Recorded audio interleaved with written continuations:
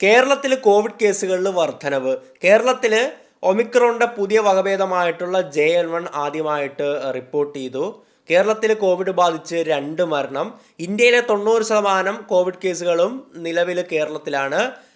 ഭയപ്പെടേണ്ട സാഹചര്യമില്ല, ഭയമല്ല ജാഗ്രതയാണ് വേണ്ടതെന്ന് ആരോഗ്യമന്ത്രി ശ്രീമതി വീണ ജോർജ്. ലോക്ക്ഡൗൺ ഉണ്ടാകുമോ, ലോക്ക്ഡൗണിനെ പറ്റിയിട്ടുള്ള വാർത്തകൾ, അതുപോലെ തന്നെ ഈ ഒരു പുതിയ വേരിയൻറ്റിൻ്റെ ലക്ഷണങ്ങൾ എന്തൊക്കെയാണ്, അങ്ങനെയൊക്കെ പറഞ്ഞ് ഈ ഒരു വിഷയവുമായി ബന്ധപ്പെട്ട് ഇപ്പോൾ മാധ്യമങ്ങളിൽ ഒരുപാട് വാർത്തകൾ കാണുകയാണ്. ഒരു ഇടവേളയ്ക്ക് ശേഷം കൊറോണയെ പറ്റിയിട്ടുള്ള വാർത്തകൾ വീണ്ടും കുതിച്ചു വരികയാണ്. ഞാനപ്പോൾ വായിച്ചത് അതുമായി ബന്ധപ്പെട്ട വാർത്തയാണ്. അപ്പോൾ നിങ്ങൾക്കറിയാം, ഒരൊറ്റ സംഭവത്തെ പറ്റിയിട്ട് ഒരുപാട് ന്യൂസുകൾ 24 മണിക്കൂറിനുള്ളിൽ റിപ്പോർട്ട് ചെയ്ത് കഴിഞ്ഞ് കഴിഞ്ഞാൽ നമ്മൾ അതിനെപ്പറ്റി വീഡിയോ ചെയ്യുമെന്ന്. അപ്പോൾ നമ്മൾ ഇന്ന് സംസാരിക്കാൻ പോകുന്നത് ഈ ഒരു നിലവിലെ ഒരു കൊറോണ സാഹചര്യത്തെ പറ്റിയിട്ടാണ്. ഒരുപാട് വാർത്തകൾ വരുന്നുണ്ടല്ലോ, അപ്പോൾ അതുമായി ബന്ധപ്പെട്ട കാര്യങ്ങളൊക്കെയാണ് നമ്മൾ ഇന്ന് സംസാരിക്കാൻ പോകുന്നത്. അപ്പോൾ ഇതുപോലത്തെ ഇൻഫോർമേഷനൊക്കെ നോട്ടിയിടയിൽ അറിയണമെങ്കിൽ ഈ വീഡിയോ ജസ്റ്റ് ഒന്ന് ലൈക്ക് ചെയ്ത് വെച്ചേക്കുക. അപ്പോൾ നിങ്ങൾക്ക് അടുത്ത വീഡിയോയും സജഷനായിട്ട് നിങ്ങളുടെ ഫീഡിൽ വന്നോളും. എന്തായാലും വാർത്തകൾ റിപ്പോർട്ട് ചെയ്യുന്ന സംഭവങ്ങൾ ഓൾമോസ്റ്റ് സത്യമായിട്ടുള്ള കാര്യം തന്നെയാണ്. അതായത് കേരളത്തിൽ കഴിഞ്ഞ ഒരു 2 ആഴ്ച മുമ്പ് അല്ലെങ്കിൽ ഒരു 3 ആഴ്ച മുമ്പ് ഇവിടുത്തെ കോവിഡ് കേസുകളുടെ എണ്ണം എന്ന് പറയുന്നത് 33 ഒക്കെ ആയിരുന്നു. ഒരു 30-25 റേഞ്ചിലൊക്കെ ആയിരുന്നു ഇവിടുത്തെ കോവിഡ് കേസ് നിലനിന്നിട്ടുണ്ടായിരുന്നത്. പക്ഷേ നിലവിൽ ഇന്നലെ റിപ്പോർട്ട് ചെയ്ത കോവിഡ് കേസുകളുടെ എണ്ണം എന്ന് പറയുന്നത്, കോവിഡ് കേസുകൾ ടോട്ടൽ കേസുകളുടെ, അതായത് നിലവിൽ ആക്റ്റീവ് കോവിഡ് കേസുകളുടെ എണ്ണം എത്രയാണെന്ന് അറിയാമോ? കേരളത്തിൽ ഏകദേശം 1492 കേസാണ്. ഇന്ത്യയിലാകപ്പാടെ 1523 കേസുകളാണുള്ളത്. അതിൻ്റെ അകത്ത് 1492 കേസുകളും കേരളത്തിലാണ്, നമ്മുടെ നാട്ടിലാണ്. ഈ ഒരു 90% മുകളിലുണ്ടല്ലേ ഇത്രയും കേസുകൾ റിപ്പോർട്ട് ചെയ്തിട്ടുള്ളത്. മാത്രമല്ല പുതിയ വകഭേദമായിട്ടുള്ള ഒമിക്രോൺ JN1 കണ്ടെത്തിയിരിക്കുകയാണ്. JN1 എന്ന് പറയുന്നത് കേരളത്തിൽ ആദ്യമായിട്ട് കണ്ടെത്തുന്നത് 38ഓളം രാജ്യങ്ങളിൽ ഇതിനോടകം തന്നെ കണ്ടെത്തിയിട്ടുള്ളതാണ്. 2023 ആദ്യമായിട്ട് അമേരിക്കയിൽ റിപ്പോർട്ട് ചെയ്യുന്നത്. അപ്പോൾ അതിനെ പറ്റിയിട്ട് നമ്മൾ സംസാരിക്കേണ്ടിയിരിക്കുന്നു. എന്തായാലും എന്താണ് സംഭവം എന്ന് പറഞ്ഞു കഴിഞ്ഞാൽ, നമ്മളൊരു കുറച്ച് ദിവസം മുമ്പ് ചൈനയിൽ നടക്കുന്ന ഒരു കാര്യത്തെ പറ്റിയിട്ടൊക്കെ വീഡിയോ ഇട്ടിട്ടുണ്ടായിരുന്നില്ല. ചൈനയിൽ ഇൻഫ്ലുവൻസ കാര്യമായിട്ട് പകരുന്നു, ഫ്ലൂവും ന്യൂമോണിയയും, അതോടൊപ്പം തന്നെ കോവിഡ് കേസുകളിലും ചെറിയ ഹൈക്കുണ്ടായി തുടങ്ങിയ കാര്യങ്ങളൊക്കെ നമ്മൾ പറഞ്ഞിട്ടുണ്ടായിരുന്നു. ആ വീഡിയോയിൽ നമ്മൾ എടുത്തു പറഞ്ഞിട്ടുള്ള കാര്യമുണ്ട്. അതായത് ഇന്ത്യൻ ആരോഗ്യ വിദഗ്ധർ പറയുന്ന കാര്യം എന്തെന്ന് പറഞ്ഞു കഴിഞ്ഞാൽ, നമ്മൾ അത്രത്തോളം ഭയപ്പെടാനില്ലെങ്കിൽ കൂടിയിട്ട് ഇതിനുള്ളൊരു സാഹചര്യം, അതായത് പല രാജ്യങ്ങളിലും കാലാവസ്ഥയും ഒക്കെയുള്ള മാറ്റങ്ങൾ കാരണം ചെറിയ ഡിസീസ് സ്പ്രെഡ് ആവുന്നുണ്ട്. അതിൻ്റെ ഒപ്പം കോവിഡ് ഹൈക്ക് വരുന്നതുകൊണ്ട് ഇന്ത്യയും ഒന്ന് ജാഗരൂകരായിരിക്കുക എന്ന് പല ആരോഗ്യ വിദഗ്ധരും ചൂണ്ടിക്കാണിച്ചിട്ടുള്ള കാര്യം നമ്മൾ ആ വീഡിയോയുടെ എൻഡിങ്ങിൽ പറഞ്ഞിട്ടുണ്ടായിരുന്നല്ലേ. എന്നാൽ സമാനമായിട്ടുള്ളൊരു സംഭവം തന്നെയാണ് ഇപ്പോൾ സംഭവിച്ചുകൊണ്ടിരിക്കുന്നത്. കേരളത്തിലാണ് ഏറ്റവും വലിയ ശതമാനക്കണക്കിന് വർധനം ഉണ്ടായിട്ടുള്ളത്. അപ്പോൾ എല്ലാവരും ചോദിക്കുന്ന ചോദ്യം ലോക്ക്ഡൗൺ ഉണ്ടാകുമോ തുടങ്ങിയ കാര്യങ്ങളൊക്കെയാണ്. ആദ്യമേ ഒരു കാര്യം പറഞ്ഞോട്ടെ, ഇപ്പോൾ ഒരു കൊറോണ സംഭവങ്ങൾ, ഇതുപോലത്തെ വൈറസ് സ്പ്രെഡ് ആകുമ്പോഴേക്കും നമുക്ക് വീഡിയോ ചെയ്യാതിരിക്കാൻ സാധിക്കില്ല. വീഡിയോ ചെയ്യണം, ഇൻഫോർമേറ്റീവ് പർപ്പസ് ആണല്ലേ. പക്ഷേ നമ്മൾ അവിടെ ഭയപ്പെടേണ്ട സാഹചര്യമല്ല. ഭയപ്പെടേണ്ട സാഹചര്യം ഉണ്ടെങ്കിൽ, അല്ലെങ്കിൽ വീടിൻ്റെ അകത്ത് ലോക്ക്ഡൗൺ ആണെങ്കിലോ അങ്ങനെ എന്തെങ്കിലും ആശങ്കപ്പെടേണ്ട സാഹചര്യം ഉണ്ടെങ്കിൽ നമ്മുടെ ആരോഗ്യവകുപ്പ്, നമ്മുടെ ഗവൺമെൻറ്റോട് കൃത്യമായിട്ടുള്ള ഇൻഫോർമേഷൻ തന്നോളും. നിലവിൽ യാതൊരു തരത്തിലും ഭയപ്പെടേണ്ട സാഹചര്യമില്ല. നമുക്കൊക്കെ ജാഗ്രത വേണമല്ലേ. എന്ത് രോഗമാണെങ്കിലും എന്തിനെ പറ്റിയിട്ടാണെങ്കിലും നമുക്ക് ജാഗരൂകരായിരിക്കുക എന്നുള്ളൊരു കാര്യമാണ് എടുത്തു പറയാനുള്ളത്. ഞാൻ ആദ്യമേ പറഞ്ഞ കാര്യം എന്തെന്ന് പറഞ്ഞു കഴിഞ്ഞാൽ, അല്ലെങ്കിൽ തന്നെ ഇപ്പോൾ ഒരുപാട് പേര് ഇതിനെ പറ്റിയിട്ട് ഭയപ്പെടാൻ തുടങ്ങും. കുറേ സാധാരണക്കാരായിട്ടുള്ള ആൾക്കാരൊക്കെ ഉണ്ടല്ലോ, പുതിയ കൊറോണ വന്നു, ഇപ്പോൾ 2 പേര് കൊറോണ ബാധിച്ച് മരിച്ചു, ശരിയാണ്. പക്ഷേ അവരൊക്കെ പ്രായം ചെന്നവരും മറ്റു അസുഖങ്ങളൊക്കെ ഉള്ളവരാണ്. അല്ലാതെ വാക്സിൻ എടുത്തവരിലൊന്നും സാധാരണക്കാരായിട്ടുള്ള മറ്റ് അസുഖങ്ങളില്ലാത്തവരിലൊന്നും മരണങ്ങൾ റിപ്പോർട്ട് ചെയ്യുന്നില്ല. അവർക്കൊന്നും യാതൊരുവിധ പ്രശ്നങ്ങളുമില്ല. അപ്പോൾ എന്താണ് സംഭവിച്ചുകൊണ്ടിരിക്കുന്നത് എന്ന് പറഞ്ഞു കഴിഞ്ഞാൽ, ഞാൻ മറ്റേ ചൈനയിലെ കാര്യത്തിലേക്ക് വരുവാണെങ്കിൽ, അതിൻ്റെ അവസാനം ഞാൻ പറഞ്ഞു, ഇന്ത്യ വാൺ ചെയ്യുന്നുണ്ടായിരുന്നു പല ആരോഗ്യ വിദഗ്ധരും, അല്ല ഇന്ത്യ കരുതിയിരിക്കണം, ബി കെയർഫുൾ എന്നും പറഞ്ഞുകൊണ്ട്. മാത്രമല്ല ഇപ്പോൾ സിംഗപ്പൂർ, ഇന്തോനേഷ്യയിലൊക്കെ വീണ്ടും ഇതുപോലെ തന്നെ കോവിഡിൻ്റെ സ്പൈക്സ്, അതായത് ചെറിയ എണ്ണത്തിന് വർധന ഉണ്ടായിരിക്കുകയാണ്. അവരൊക്കെ വീണ്ടും മാസ്ക് ധരിക്കുക, സോഷ്യൽ ഡിസ്റ്റൻസിങ് പാലിക്കുക തുടങ്ങിയ സംഭവങ്ങളിലേക്കൊക്കെ വീണ്ടും പഴയ പോലെ പോയിക്കൊണ്ടിരിക്കുകയാണ്. പക്ഷേ അതിനു മുമ്പ് ആലോചിച്ച് നോക്കി, ഇന്ത്യയിൽ കോവിഡ് റിപ്പോർട്ട് ചെയ്തിട്ട് നമ്മളൊക്കെ ആ ലോക്ക്ഡൗൺ കാലത്തിലൂടെ കടന്നു പോയിട്ട് 4 വർഷമാകാൻ പോകുന്നു. 2020 ജനുവരി മാസമായിരുന്നു ഇന്ത്യയിൽ ആദ്യത്തെ കോവിഡ് കേസ് റിപ്പോർട്ട് ചെയ്തിട്ടുണ്ടായിരുന്നത്. അതും ഒരു മലയാളി പെൺകുട്ടിക്കായിരുന്നു, വിദേശത്ത് നിന്ന് വന്നിട്ടുള്ള ഒരു പെൺകുട്ടിക്കായിരുന്നു റിപ്പോർട്ട് ചെയ്തിട്ടുണ്ടായിരുന്നു അല്ലേ. ഈ 2024 ജനുവരി വരുമ്പോഴേക്കും 4 വർഷം. ലോക്ക്ഡൗൺ കാലം ഓർമ്മയുണ്ടോ? എന്തൊക്കെയായിരുന്നല്ലേ. നമ്മൾ ജീവിതത്തിൽ ഇന്നേ വരെ നേരിട്ടിട്ടില്ലാത്ത ഒരു സാഹചര്യമായിരുന്നു ഉണ്ടായിരുന്നത്.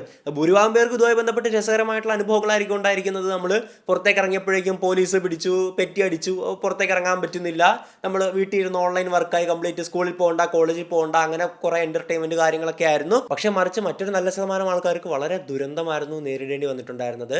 ഏറ്റവും വലിയ കാര്യം എന്ന് പറഞ്ഞു കഴിഞ്ഞാൽ, നമ്മുടെ സ്വന്തം വീട്ടുകാരെ നഷ്ടപ്പെടുക എന്നുള്ളതാണ്, അവരുടെ ജീവൻ നഷ്ടപ്പെടുക എന്നുള്ളതാണ്. അപ്പോൾ കേരളത്തിലും ഇന്ത്യയിലൊക്കെ കോവിഡ് ബാധിച്ച് ഒരുപാട് പേര് മരണപ്പെട്ടിട്ടുണ്ടായിരുന്നല്ലേ. അപ്പോൾ അവർക്ക് സംഭവിച്ചത് തന്നെയാണ് ഏറ്റവും വലിയ നഷ്ടം. അതിനപ്പുറത്തേക്ക് ഒരുപാട് പേർക്ക് വലിയ സാമ്പത്തിക നഷ്ടമുണ്ടായി. ഇപ്പോൾ ഒരുപാട് ബിസിനസ്സുകൾ തകർന്നല്ലേ. ഹോട്ടലൊക്കെ കംപ്ലീറ്റ് അടച്ചിടേണ്ട ഒരു അവസ്ഥയായിരുന്നു. തിയേറ്റർ മേഖല ആകപ്പാടെ ഉലഞ്ഞു. അതുപോലെ ട്രാൻസ്പോർട്ട് മേഖല, ബസ് ഓടാൻ പറ്റത്തില്ലെന്നായി. അങ്ങനെ ഒരുപാട് മേഖലകൾ അപ്പാടെ അടച്ചിട്ട് ആകപ്പാടെ ജനങ്ങൾക്ക് ഇതുപോലെ ജോലികൾ ചെയ്ത് ജീവിക്കുന്ന ജനങ്ങൾക്ക് വലിയ ബുദ്ധിമുട്ട് നേരിടേണ്ട ഒരു സാഹചര്യമായിരുന്നു ഒന്നുണ്ടായിരുന്നതല്ലേ. നമ്മൾ തീർച്ചയായിട്ടും അത് ചെയ്തേ മതിയാകത്തുള്ളായിരുന്നു, അല്ലാതെ വേറെ വഴിയൊന്നുമില്ല. അങ്ങനെയൊക്കെ ചെയ്തുകൊണ്ട് തന്നെയാണ് നമുക്ക് എളുപ്പത്തിൽ പിടിച്ചു കെട്ടാൻ പറ്റിയിട്ടുണ്ടായിരുന്നത്. പിന്നീട് 2 ഡോസ് വാക്സിൻ മസ്റ്റാക്കി നമ്മുടെ രാജ്യത്ത് ബൂസ്റ്റർ ഡോസ് എടുക്കേണ്ടവർക്ക് ബൂസ്റ്റർ ഡോസ് എടുക്കാമെന്നുള്ള ഒരു നിയമം കൂടെ പ്രാബല്യത്തിൽ കൊണ്ടുവന്നു. അങ്ങനെയൊക്കെയാണ്. അപ്പോൾ എന്തായാലും ഇപ്പോഴും ആരെങ്കിലും വാക്സിനൊക്കെ എടുക്കാതെയൊക്കെ ഉണ്ടെങ്കിൽ ജസ്റ്റ് ഒന്ന് കമൻറ്റ് ചെയ്തേക്കുക. നമുക്കറിയാമല്ലോ അങ്ങനെ എടുക്കാത്ത ആരെങ്കിലുമൊക്കെ ഉണ്ടോയെന്ന്. പക്ഷേ അത് മാൻഡേറ്ററി ആക്കിയിട്ടുണ്ടായിരുന്നു, അത് കർശനമായിട്ട് എല്ലാവരും പാലിച്ചിരിക്കണം എന്നുള്ളത് തന്നെയായിരുന്നു നിയമം. അപ്പോൾ ആ ഒരു സമയത്ത് നമ്മൾ ഒരു ഹോട്ടലിൽ ചെക്ക് ഇൻ ചെയ്യണമെങ്കിൽ വാക്സിൻ സർട്ടിഫിക്കറ്റ് ഒക്കെ കാണിക്കണമായിരുന്നു. ഞാനൊന്നൊരു പരിപാടിക്ക് വേണ്ടി ഒരു ഹോട്ടലിൽ ചെക്ക് ചെയ്തപ്പോഴേക്കും അത് കാണിച്ച് അവിടെ കയറ്റുകൊള്ളെന്ന് പറഞ്ഞ്, പിന്നെ ഞാനത് ഒരു വിധത്തിലൊക്കെ ഒപ്പിച്ചൊക്കെ അഡ്ജസ്റ്റ് ചെയ്ത് കൊടുത്തതായിരുന്നു. എന്തായാലും നമ്മൾ ഈ കോവിഡിൻ്റെ ആരംഭം എന്ന് പറയുന്നത് ചൈനയിൽ നിന്നാണല്ലോ. അപ്പോൾ നമ്മൾ എന്ത് കേസുകളെ പറ്റി സംസാരിക്കുകയാണെങ്കിൽ ചൈനയിൽ നിന്ന് പറഞ്ഞു വരാൻ പറ്റത്തുള്ളൂ, കാരണം അവന്മാരാണ് നമുക്ക് ഈ ഒരു കേസ് തന്നിട്ടുള്ളത് അല്ലേ. അപ്പോൾ ചൈനയിൽ ഈ കുറച്ച് ദിവസങ്ങൾക്ക് മുമ്പായിരുന്നു വ്യാപകമായിട്ട് കുട്ടികളിൽ ന്യൂമോണിയയും മറ്റ് ഇൻഫ്ലുവൻസയും ഒക്കെ റിപ്പോർട്ട് ചെയ്തിട്ടുണ്ടായിരുന്നു അല്ലേ. അപ്പോൾ അതോടൊപ്പം തന്നെ കോവിഡ് കേസുകളിൽ ചെറിയൊരു സ്പൈക്കും അവിടെ റിപ്പോർട്ട് ചെയ്തിട്ടുണ്ടായിരുന്നു. ഇതിൻ്റെ പ്രധാനപ്പെട്ട കാരണം എന്തെന്ന് പറഞ്ഞു കഴിഞ്ഞാൽ മറ്റ് രാജ്യങ്ങളെല്ലാം തന്നെ ഈ ഒരു കൊറോണ ലോക്ക്ഡൗൺ എന്ന് പറയുന്ന ഒരു കാലഘട്ടം ഉണ്ടല്ലോ, വളരെ മാക്സിമം പെട്ടെന്ന് തന്നെ അൺലോക്ക് ചെയ്യുന്ന ഒരു രീതിയായിരുന്നു ഉണ്ടായിരുന്നു. നമ്മുടെ ഇന്ത്യ ആണെങ്കിൽ തന്നെ ആദ്യം ഒരുപാട് നേരം അടച്ചിട്ടു, പിന്നീട് കംപ്ലീറ്റ് അൺലോക്ക് ചെയ്തു. നമ്മൾ ഈ കൊറോണ വൈറസിൻ്റെ ഒപ്പം തന്നെ ജീവിച്ചു. നമ്മൾക്ക് അതിൽ നിന്ന് നാച്ചുറൽ ആയിട്ടുള്ള ഒരു ഹേർഡ് ഇമ്മ്യൂണിറ്റി, ഒരു പ്രതിരോധം കിട്ടി, അതോടൊപ്പം വാക്സിൻ്റെ പ്രതിരോധവും കിട്ടി. അങ്ങനെ നമ്മൾ ആ ഒരു കൊറോണ കംപ്ലീറ്റ് ആയിട്ട് തടുത്തു നിർത്തുന്ന ഒരു അവസ്ഥയിലേക്ക് പോയി. ഒരുപക്ഷെ നമ്മൾ വീട്ടിൽ അടച്ചുപൂട്ടി ഇരുന്നായിരുന്നെങ്കിൽ എന്താണ് സംഭവിക്കുക? നമ്മൾ ഈ വൈറസുമായിട്ട് ഇടപഴകുന്നില്ല, നമ്മൾ വാക്സിൻ എടുത്തിട്ടില്ലെങ്കിൽ അതിൻ്റെയും ഇമ്മ്യൂണിറ്റി കിട്ടുന്നില്ല. അപ്പോൾ ചെറിയൊരു കോവിഡിൻ്റെ വേരിയൻറ്റ് വന്നു കഴിഞ്ഞാൽ പോലും നമ്മുടെ ശരീരത്തെ കാര്യമായിട്ട് അഫക്റ്റീവ് അല്ലേ. ഇത് തന്നെയാണ് ചൈനയിൽ സംഭവിച്ചിട്ടുള്ളത്. ചൈനയിലെ സീറോ കോവിഡ് കേസ് എന്തായിരുന്നു, സീറോ കോവിഡ് പോളിസിയെ പറ്റിയിട്ട് നമ്മൾ പലപ്പോഴും 3 വീഡിയോ കണ്ട് നമ്മൾ അതിനെപ്പറ്റി ചെയ്തിട്ടുണ്ടല്ലേ. എന്തായിരുന്നു സീറോ കോവിഡ് പോളിസി എന്ന് ഓർമ്മയുണ്ടോ? അതായത് 2019 അവസാനമായപ്പോഴാണ് ചൈനയിൽ കോവിഡ് കേസുകൾ റിപ്പോർട്ട് ചെയ്യുന്നത്. പക്ഷേ അവിടെ പൂർണ്ണമായിട്ടും അൺലോക്ക് ചെയ്യുന്നത് എപ്പോഴാണെന്ന് അറിയാവോ? ഏകദേശം ഒരു 2023 ഏപ്രിൽ മാസമൊക്കെ ആയപ്പോഴാണ് കംപ്ലീറ്റ് ആയിട്ട് അൺലോക്ക് ചെയ്യുന്നത്. അതുവരെ പലതരത്തിലുള്ള ലോക്ക്ഡൗണും പലതരത്തിലുള്ള നിയന്ത്രണങ്ങളൊക്കെ നിലനിന്നിട്ടുണ്ടായിരുന്നു. നമ്മൾ കഴിഞ്ഞ ഒരു 10-11 മാസം മുമ്പ് ചെയ്തൊരു വീഡിയോ ഉണ്ട്. ചൈനയിൽ അവിടെ ക്രൂരമായിട്ടുള്ള ലോക്ക്ഡൗൺ പോയിക്കൊണ്ടിരിക്കുകയാണ്. അതായത് ആൾക്കാരെ ഒന്നും വീടിന് പുറത്തിറക്കുന്നില്ല. CCP വൈറ്റ് ഗാർഡ്സ് എന്ന് പറയുന്ന ഒരു ടീമുണ്ട്, അതായത് Chinese communist party white guards, അവിടുത്തെ കമ്മ്യൂണിസ്റ്റ് പാർട്ടിയുടെ വോളണ്ടിയേഴ്സ് ആണ്. അവർ വീടിൻ്റെ ഗേറ്റുകളും ഗ്രില്ലുകളൊക്കെ വെൽഡ് ചെയ്ത് വെക്കുകയാണ് ആൾക്കാർ പുറത്തിറങ്ങാതിരിക്കാൻ വേണ്ടിയിട്ട്. അങ്ങനെ സംഭവിച്ചൊരു ദുരന്തം എന്തെന്ന് പറഞ്ഞു കഴിഞ്ഞാൽ ഒരു ഫ്ലാറ്റിൽ തീ പിടിക്കുകയാണ്. അപ്പോൾ ഫയർഫോഴ്സ് അങ്ങോട്ട് എത്തുകയാണ്. ഫയർഫോഴ്സിനെ പോലും ഇവന്മാരെ കടത്തിവിട്ടിട്ടുണ്ടായിരുന്നില്ല. ഫയർഫോഴ്സ് ഒരു വിധത്തിൽ പറഞ്ഞ് സമന്വയിപ്പിച്ച് അങ്ങോട്ട് ചെന്നപ്പോഴേക്കും ആ ഒരു ഫ്ലാറ്റിൻ്റെ ഡോറൊക്കെ ഇവന്മാർ വെൽഡ് ചെയ്ത് വെച്ചിരിക്കുന്നു. അങ്ങനെ ആ ഒരു തീപിടുത്തത്തിൽ കുഞ്ഞുൾപ്പെടെ 10-12 പേരോളം മരണപ്പെട്ടിട്ടുണ്ടായിരുന്നു. മാത്രമല്ല പുറത്ത് ആൾക്കാർ സഹികെട്ട് വൻ പ്രതിഷേധമായിട്ട് ഇറങ്ങിയാണ്. കാരണം ഇത്രയും പേര് മരിച്ചതോടെ ആൾക്കാർക്ക് ഇത് സഹിക്കാൻ പറ്റുന്നില്ല. ഒന്നാലോചിച്ച് നോക്കി, നമ്മളൊക്കെ എപ്പോഴേ അൺലോക്ക് ചെയ്തു. ചൈനയിൽ 2023 ഏപ്രിൽ മാസത്തിൽ ഇതൊക്കെ തന്നെയായിരുന്നു അവസ്ഥ. അത്രത്തോളം ക്രൂരമായിട്ടായിരുന്നു നമ്മൾ ഈ മൃഗങ്ങളെയൊക്കെ ചിലപ്പോൾ കൂട്ടിലടയ്ക്കാറുണ്ടല്ലോ, അതുപോലെ കൂട്ടിലടച്ചിട്ടിരിക്കുമായിരുന്നു അവിടെ. അങ്ങനെ ഈ ഒരു തീപിടുത്തത്തിൽ പിഞ്ചു കുഞ്ഞുൾപ്പെടെ ഒരുപാട് പേര് മരിച്ചപ്പോഴേക്കും ആൾക്കാർ പ്രതിഷേധമായിട്ട് റോഡുകളിലേക്ക് ഇറങ്ങിയാണ്.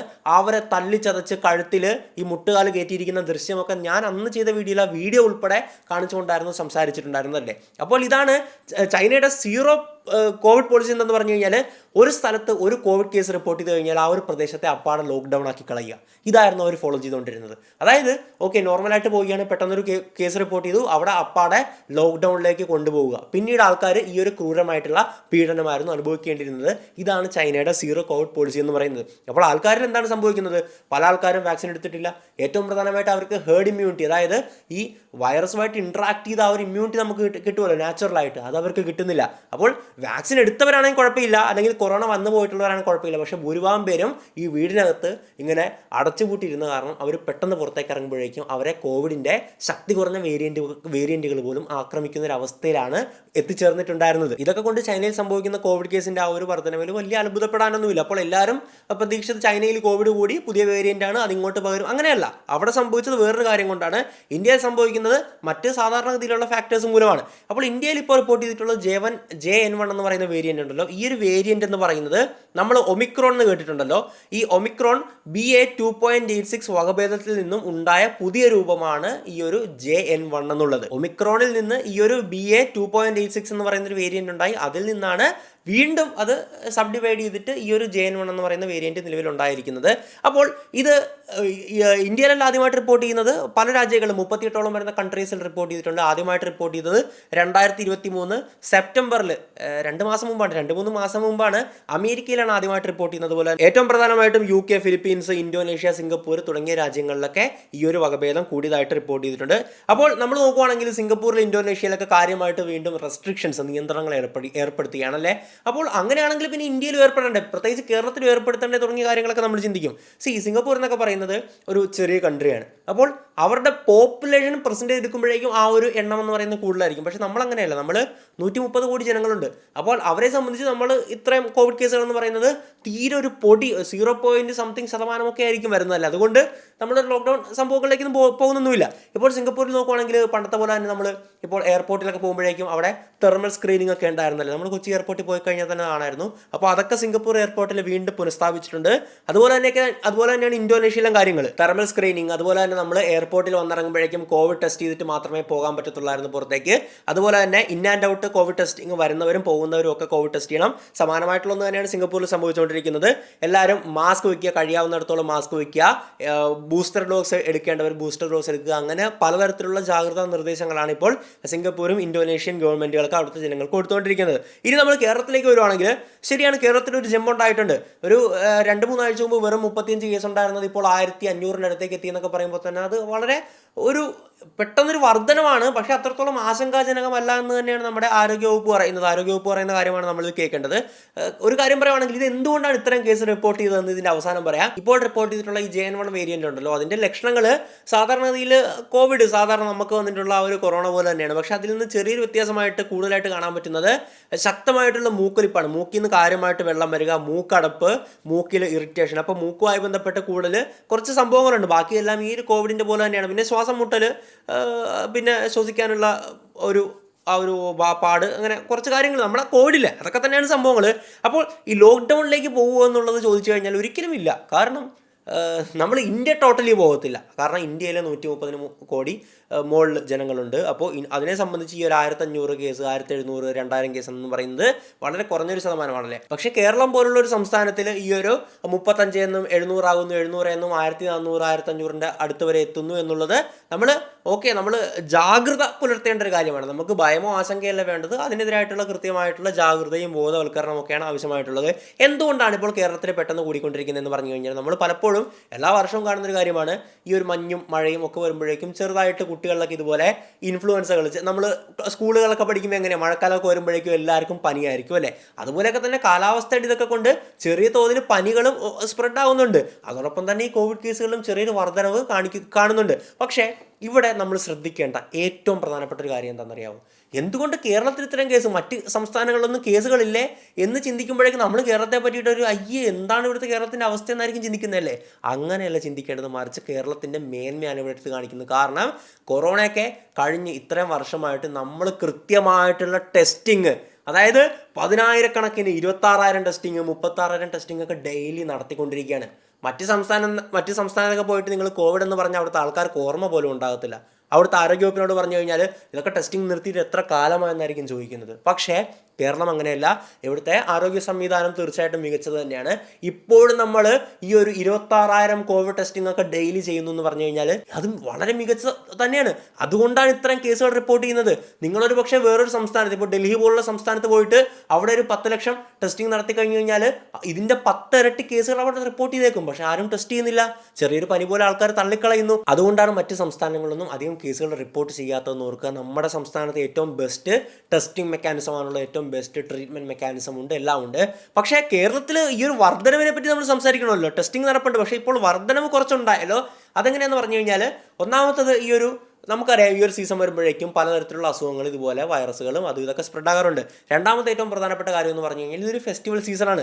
ഒരുപാട് പെരുന്നാളുകളും ഉത്സവങ്ങളും ആൾക്കൂട്ടങ്ങൾ വ്യാപകമായിട്ട് കൂടുന്ന ഒരു സമയമാണ് ഇതെന്ന് പറയുന്നത്. പ്രധാനമായിട്ടും ഈ ഒരു ക്രിസ്മസ് കാലം, കുട്ടികൾക്കൊക്കെ സ്കൂളുകളും കോളേജുകളൊക്കെ അടയ്ക്കും. മൊത്തത്തിൽ പല പെരുന്നാളുകളും ഉത്സവങ്ങളൊക്കെ നടക്കുന്നു. അതോടൊപ്പം പല ഘോഷയാത്രകളും പാർട്ടി സമ്മേളനങ്ങളിലൊക്കെ ലക്ഷക്കണക്കിന് ആൾക്കാർ വന്ന് പങ്കെടുക്കുകയാണ്. അപ്പോൾ നമുക്കറിയാം അതിൻ്റെ അകത്ത് ഒരാൾക്കുണ്ടെങ്കിൽ മറ്റുള്ളവർക്ക് വരാൻ സാധ്യതയുണ്ട്. പക്ഷേ പണ്ടൊക്കെ അത്രയ്ക്ക് നമ്മൾ ഇതിനെ എത്ര സീരിയസ് ആയിട്ട് കണ്ടുകൊണ്ടിരുന്ന ഒരു ആൾക്കാരായിരുന്നല്ലേ. ഒരു കോവിഡ് കേസ് ഒരു കുട്ടിക്ക് ഒരു ക്ലാസ് റിപ്പോർട്ട് ചെയ്ത് കഴിഞ്ഞാൽ ആ സ്കൂൾ കംപ്ലീറ്റ് ലോക്ക്ഡൗണിലേക്ക് പോകുന്നൊരവസ്ഥ, മറ്റേ മീറ്റിങ്ങിൽ അല്ലെങ്കിൽ ഒരു ആൾക്ക് കോവിഡ് കേസ് റിപ്പോർട്ട് ചെയ്ത് കഴിഞ്ഞാൽ അയാളുടെ റൂട്ട് മാപ്പ് തയ്യാറാക്കും, അയാൾ എവിടെയൊക്കെയാണ് പോയിട്ടുള്ളതെന്ന് പറഞ്ഞ് ഗ്രാഫൊക്കെ വരച്ച് കാണിക്കുന്ന ഒരു സംഭവം. അതിൽ നിന്നൊക്കെ മാറി തീർച്ചയായിട്ടും നമുക്ക് മാറിയേ പറ്റത്തുള്ളൂ. നമ്മുടെ വേൾഡ് ഹെൽത്ത് ഓർഗനൈസേഷൻ അഥവാ ലോകാരോഗ്യ സംഘടന എന്താണ് പറഞ്ഞത്? കൊറോണ, ഈ COVID-19 എന്ന് പറയുന്ന ഒന്ന് ഇവിടുന്ന് പോകാനൊന്നും പോകുന്നില്ല, നമ്മൾ അതിനോടൊപ്പം ജീവിച്ചാൽ മതിയാകത്തുള്ളൂ. അത് തന്നെയാണ് നമ്മൾ ചെയ്തുകൊണ്ടിരിക്കുന്നത്. നമ്മൾ അതിനോട് പൊരുത്തപ്പെട്ട് ജീവിക്കുന്നു. പക്ഷെ നമ്മൾ ചെയ്തൊരു കാര്യമുണ്ട്, കൃത്യമായിട്ട് വാക്സിൻ എടുത്തുകൊണ്ട് അതിനെ കൃത്യമായിട്ട് പ്രതിരോധിക്കാൻ പറ്റുന്നു. നമ്മൾ മനസ്സിലാക്കേണ്ടത് കോവിഡ് ഒരിടത്തും പോയിട്ടില്ല, ആ ഒരു വൈറസ് നമുക്ക് ചുറ്റും തന്നെയാണ്. നമ്മളെ അഫക്റ്റ് ചെയ്യാത്തത് നമ്മൾ കറക്റ്റായിട്ട് വാക്സിൻ എടുത്തുകൊണ്ടാണ്. അപ്പോൾ നമ്മുടെ ഗവൺമെൻറ് വാക്സിൻ എടുക്കാൻ പറഞ്ഞപ്പോഴേക്കും പലരും മടിയായിരുന്നു. എന്തിന് വാക്സിൻ എടുക്കണം, വാക്സിനൊക്കെ മറ്റേ 5G ആണ്, വാക്സിനിൽ 5G ആണ് എന്നൊക്കെ പറഞ്ഞ് ഇരുന്നവരൊക്കെ ഉണ്ട്. പക്ഷേ വാക്സിൻ എടുക്കാത്തവരൊക്കെ എടുക്കുക. നമ്മുടെ ഇന്ത്യൻ മെഡിക്കൽ അസോസിയേഷനും നമ്മുടെ ആരോഗ്യ മന്ത്രാലയമൊക്കെ പറയുന്നത് നമ്മുടെ നന്മയ്ക്ക് വേണ്ടിയിട്ടാണ്. ഓരോ വാക്സിനൊക്കെ എടുക്കാൻ പറയുമ്പോഴേക്കും അതിനെ പറ്റിയിട്ട് എതിരായിട്ട് അങ്ങനെയല്ല, നമ്മൾ നല്ല കാര്യമാണ് വാക്സിനൊക്കെ എടുക്കുന്നത്. അപ്പോൾ എന്തായാലും കേരളത്തിൽ പ്രത്യേകിച്ച് ഈ പെട്ടെന്നൊരു ഹൈക്കിൻ്റെ കാരണങ്ങൾ ഒരുപക്ഷെ ഇതാകാം, കാലാവസ്ഥാ വ്യതിയാനവും അതുപോലെ തന്നെ ഈ ഒരു ഫെസ്റ്റിവൽ സീസണാണ് ഇപ്പോൾ ഉള്ളതല്ലേ. ദീപാവലി, ക്രിസ്മസ്, പിന്നെ അവധി, ഉത്സവങ്ങൾ, പെരുന്നാളുകൾ, പാർട്ടി സമ്മേളനങ്ങൾ, അങ്ങനെ പറഞ്ഞ് പോവുകയാണ് കേരളത്തിലെ ആൾക്കൂട്ട സമ്മേളനങ്ങൾ. എന്തായാലും ഒരു കാര്യം കൂടി ഓർമ്മിപ്പിക്കുകയാണ്, നമ്മൾ ഒരു വിഷയത്തെ പറ്റി വീഡിയോ ചെയ്യുന്നെങ്കിൽ ഇങ്ങനെ ഒരു വീഡിയോ നിങ്ങൾ കണ്ടു എന്ന് പറഞ്ഞിട്ട് ആരും ഭയപ്പെടേണ്ട കാര്യമില്ല.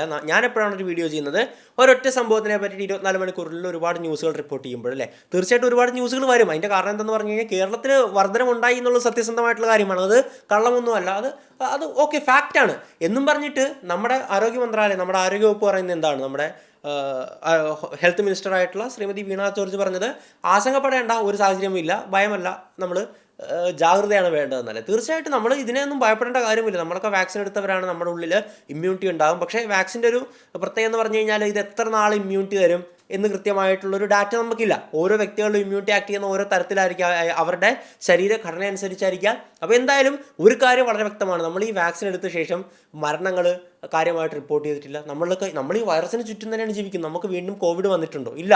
അപൂർവമായിട്ടുള്ള ആൾക്കാർക്ക് മാത്രമാണ് വന്നിട്ടുള്ളത്. ഇനി മരണപ്പെടുന്നവർ നോക്കിക്കഴിഞ്ഞ് കഴിഞ്ഞാൽ പ്രായം ചെന്നവരും മറ്റ് അസുഖങ്ങളുള്ളവരൊക്കെ തന്നെയാണ്. അതുകൊണ്ട് തന്നെ യാതൊരു കാരണവശാലും പേടിക്കേണ്ടതില്ല. പിന്നെ ലോക്ക്ഡൗൺ വരുമെന്നൊക്കെ ചോദിച്ച് കുറേ മച്ചാന്മാരൊക്കെ പയ്യന്മാരൊക്കെ മെസ്സേജ് അയക്കുന്നുണ്ട്, അണ്ണാ ലോക്ക്ഡൗൺ ഉണ്ടോ? മറ്റേതുപോലെ ലോക്ക്ഡൗൺ ഇപ്പം തന്നെ കിട്ടും, ലോക്ക്ഡൗൺ ഒന്നും വരില്ല. കാരണം ഇച്ചിരി ശതമാനമല്ലേ ഉള്ളൂ. പക്ഷെ അതൊരു 10-8 പോയി കഴിഞ്ഞ് കഴിഞ്ഞാൽ പ്രാദേശിക തലത്തിൽ ചിലപ്പോൾ വരാൻ സാധ്യതയുണ്ട്, അത്രേ പറയാൻ സാധിക്കത്തുള്ളൂ. ഇന്ത്യയിലൊന്നും ഒരിക്കലും വരത്തില്ല. കാരണം ഇന്ത്യയിലൊക്കെ മറ്റ് സംസ്ഥാനങ്ങൾ ടെസ്റ്റ് ചെയ്താലല്ലേ കണക്കുകൾ കൊടുത്തുള്ളൂ. അവരൊക്കെ മറ്റേ ടെസ്റ്റിംഗ് കിറ്റ് പോലും അവിടെ കാണാത്ത അവസ്ഥയാണ് മറ്റ് സംസ്ഥാനങ്ങളിലേക്കൊക്കെ ചെന്ന് കഴിഞ്ഞാൽ. പിന്നെ എങ്ങനെയാണ് കാണുക?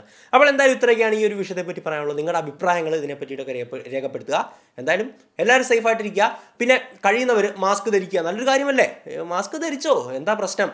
അതിൽ നിയമവിരുദ്ധമൊന്നുമില്ലല്ലോ, നമുക്ക് മാസ്ക് ഒക്കെ ധരിച്ച് പുറത്തിറങ്ങി നടക്കാം. അതൊരു ട്രെൻഡായിരുന്നല്ലേ, പല കളറിലുള്ള മാസ്ക് എന്നൊക്കെ പറഞ്ഞിട്ട് എന്തൊക്കെയായിരുന്നു, N95 മാസ്ക്. വേറൊരു കാര്യം പറയുവാണെങ്കിൽ ഈ മാസ്ക് വിറ്റ് മാത്രം കോടികളുടെ ബിസിനസ് ചെയ്തവരുണ്ട് കേട്ടോ. അതാണ് അവസരം നോക്കി ബിസിനസ് നടത്തുക എന്ന് പറയുന്നത്. അങ്ങനത്തെ കമ്പനികളൊക്കെ ഒരുപാടുണ്ട്. അപ്പോൾ എന്തായാലും ജാഗ്രത പുലർത്തുക. ആരും തന്നെ ഭയപ്പെടേണ്ടതോ ആശങ്കപ്പെടേണ്ടതോ ആയിട്ടുള്ള യാതൊരു സാഹചര്യവും ഇപ്പോൾ ഇല്ല. മാസ്ക് വയ്ക്കാൻ ശ്രമിക്കുക. ഓക്കെ, കൈ ഒക്കെ കഴുകുക വൃത്തിയായിട്ട്. കൈയൊക്കെ വൃത്തിയായിട്ട് സൂക്ഷിക്കുന്നത് നല്ലതല്ലേ. ഒരു സാനിറ്റൈസറൊക്കെ വേണമെങ്കിൽ കൊണ്ട് കിടക്കുക, വേണമെങ്കിൽ കൈയൊക്കെ ഇട്ട് കഴുകുക, പണ്ടത്തെ പോലെ തന്നെ. അതൊക്കെ നല്ല ശീലങ്ങളാണ്. ഇത് കോവിഡ് എന്നല്ല, അല്ലെങ്കിൽ മറ്റെന്തെങ്കിലും ഈ ഒരു പാൻഡമിക് എന്നല്ല, അതൊക്കെ നല്ല ശീലങ്ങളാണ്. എപ്പോഴും അതൊക്കെ ഫോളോ ചെയ്യാൻ ശ്രമിക്കുക. മറ്റൊരു വീഡിയോയിൽ മറ്റൊരു നല്ല വിഷയമായിട്ട് നമുക്ക് വീണ്ടും കാണാം. എസ്മേഷൻ മടപ്പള്ളി സൈനിങ് ആവട്ടെ.